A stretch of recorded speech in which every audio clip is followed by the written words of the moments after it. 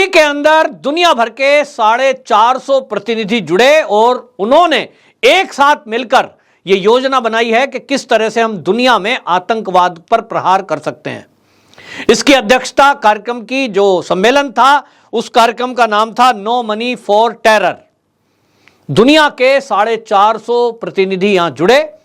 और जिसमें चर्चा हुई बिना नाम लिए पाकिस्तान की और चीन की, जो हमेशा आतंकवाद के पक्ष में कहीं ना कहीं खड़े दिखाई देते हैं। मोदी जी ने इस सम्मेलन को उद्बोधन किया और उन्होंने वहां घोषणा तक कर दी है कि अब भारत के अंदर आतंकवाद और जो नशे के कारोबार करने वाले हैं, इनकी खैर नहीं है, क्योंकि अब दुनिया इस आतंकवाद से परेशान हो गई है। वहीं आपको बता दूं, देश के गृह मंत्री अमित शाह ने यह कहकर सबको चौंका दिया कि भाई ये जो आतंकवाद है, ये वाकई में इसको किसी धर्म से या किसी देश से जोड़कर नहीं देखना चाहिए। और उन्होंने कहा कि टेररिज्म का जो खतरा है वो धर्म, राष्ट्र या किसी समूह से जुड़ा नहीं हो सकता, ना ही होना चाहिए। यदि हम कहते हैं कि फला धर्म के लोग ही आतंकवादी हैं, ऐसा कहकर कहीं ना कहीं हम उन लोगों को एक सेफ पैसेज देने का काम कर रहे हैं जो आज हिडन आतंकवाद की मदद में डायरेक्ट इनडायरेक्ट इन्वॉल्व हैं। जैसे आतंकवादी बंदूक लेकर अगर किसी को मारता है, वो हमें सामने दिख रहा है, लेकिन जो ड्रग की सप्लाई कर रहे हैं, युवाओं को नशे की लत में लगा रहे हैं, उसके कारण जो देश के युवाओं की मृत्यु होती है, वो भी एक तरह का आतंकवाद है। और इसी की चर्चा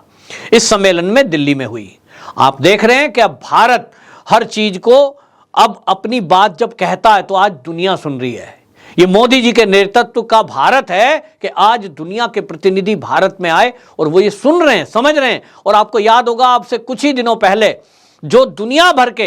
एनएसए हैं, यानी जो राष्ट्रीय सुरक्षा के जुड़े हुए लोग हैं गुप्तचर विभाग के, वो अजीत डोभाल जी की अध्यक्षता में यहां एक कार्यक्रम हुआ था और उसमें दुनिया भर के जासूस जुड़े थे, जांच एजेंसियों के लोग जुड़े थे। यानी अब दुनिया ये मान रही है कि जो भारत कहता था वो वाकई में सही था। भारत तो कब से कह रहा है कि हम आतंकवाद से प्रभावित हैं और इस आतंकवाद का मिलकर मुकाबला करना है, लेकिन आप देखें कि जब पाकिस्तान जैसे आतंकवाद पस्त देश को सबक सिखाने के लिए FATF की लिस्ट में डाला जाता है, वैसे ही चीन उसके पक्ष में खड़ा हो जाता है।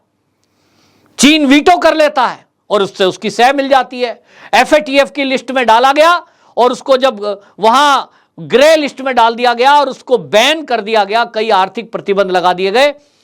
पाकिस्तान बिलबिला उठा था, आतंकवाद पर प्रहार हो रहा था। लेकिन जब उसके पीछे चीन है सपोर्ट में, उसको पीछे से फंडिंग करता है, क्योंकि वो चाहता है कि पाकिस्तान कभी भी तरक्की ना करे, क्योंकि आतंकवाद से किसी भी देश की तरक्की नहीं हो सकती।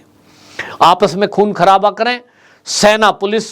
आतंकवादी पे गोली चलाएं या आतंकवादी पुलिस या सेना पर गोली चलाए या आम नागरिक पर, नुकसान तो देश का है। लेकिन ये बात पाकिस्तान को समझ नहीं आती। और चीन का तो अपना एक एजेंडा है कि वो किस तरह से भारत में उस भारत को कमजोर करके घुसपैठ करे, तो वो पाकिस्तान को टूल की तरह यूज करता है।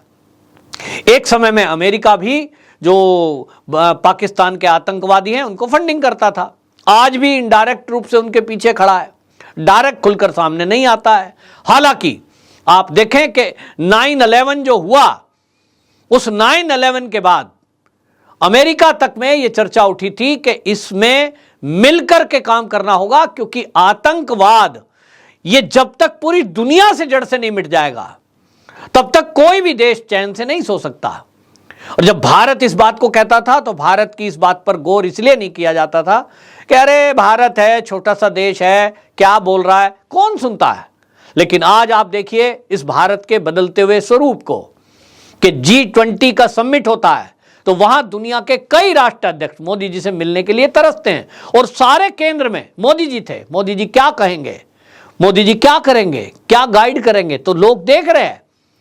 मोदी जी जहां एक तरफ देश की आर्थिक उन्नति के लिए व्यापारिक रिश्ते देशों से बढ़ा रहे हैं, लेकिन हर मंच पर आतंकवाद के मुद्दे को भी उठाते हैं।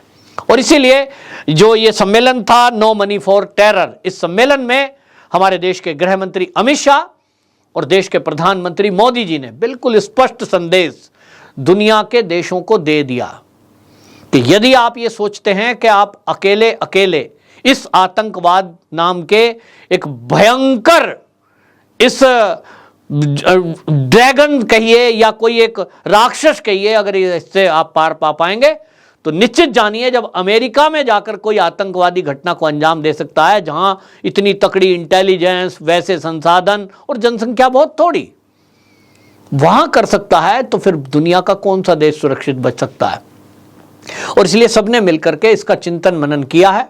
इस चिंतन मनन का नतीजा आप देखिए, जो पॉइंट्स वहां पर निकलकर सामने आए मीटिंग में, उसमें कुछ पॉइंट जो है अमित शाह गृह मंत्री ने उठाया। उन्होंने कहा कि देखिए इसमें क्रिप्टो करेंसी जो है उसका इस्तेमाल हो रहा है, वर्चुअल रूप से इस पैसे को लगवाया गया लोगों से। अब उसमें आप ट्रेस करना बड़ा मुश्किल काम है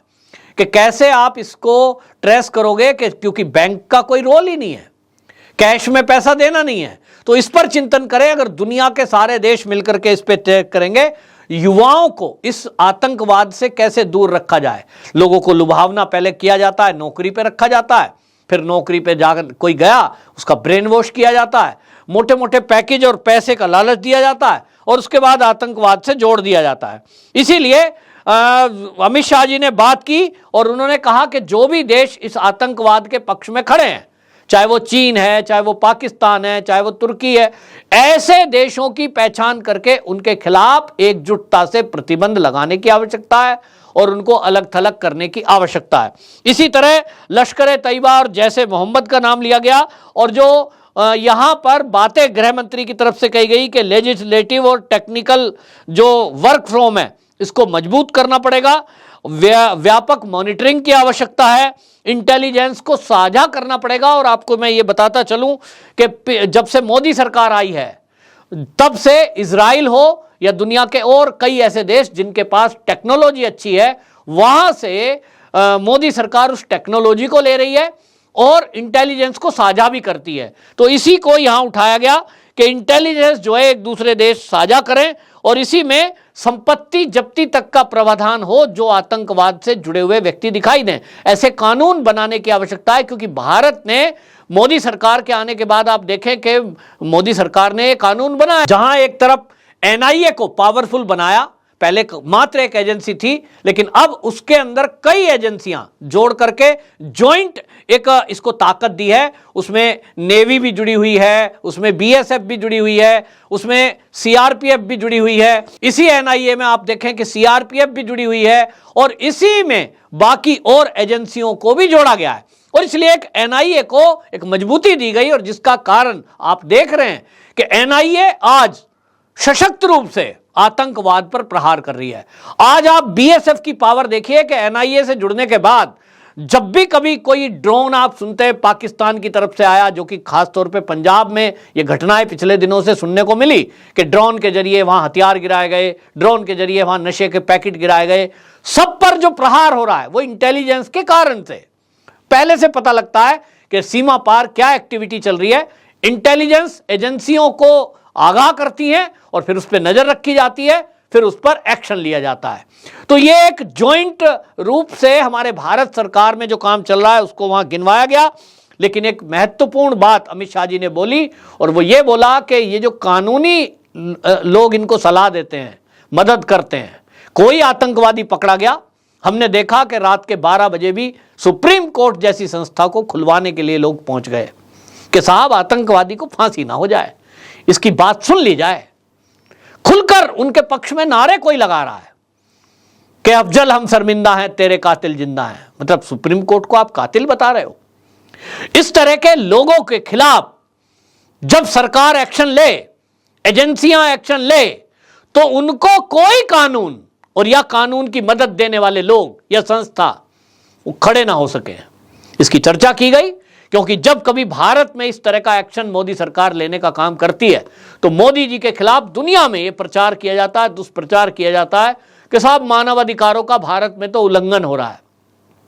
व्यक्ति की आजादी छीनी जा रही है, कानूनी सलाहकार तो मिलना आतंकवादी का भी अधिकार है।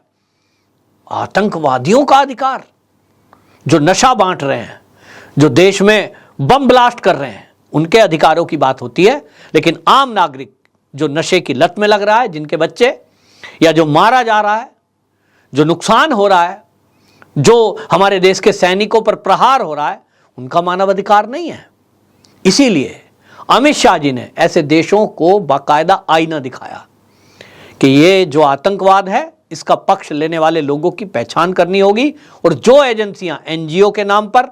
कहीं कोई संगठन के नाम पर उनके पक्ष में खड़े हो जाते हैं कोर्ट में जाकर और फीस तक का अरेंजमेंट कर देते हैं,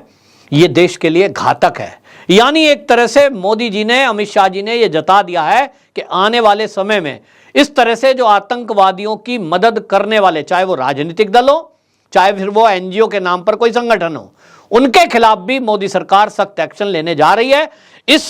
जो अंतर्राष्ट्रीय समन्वय सम्मेलन जो हुआ है, इसमें कम से कम जो चीजें निकलकर सामने आई हैं, उससे मोदी सरकार के इरादे बिल्कुल साफ दिखाई दे रहे हैं। और इसीलिए अब आपको दिखेगा कि इसमें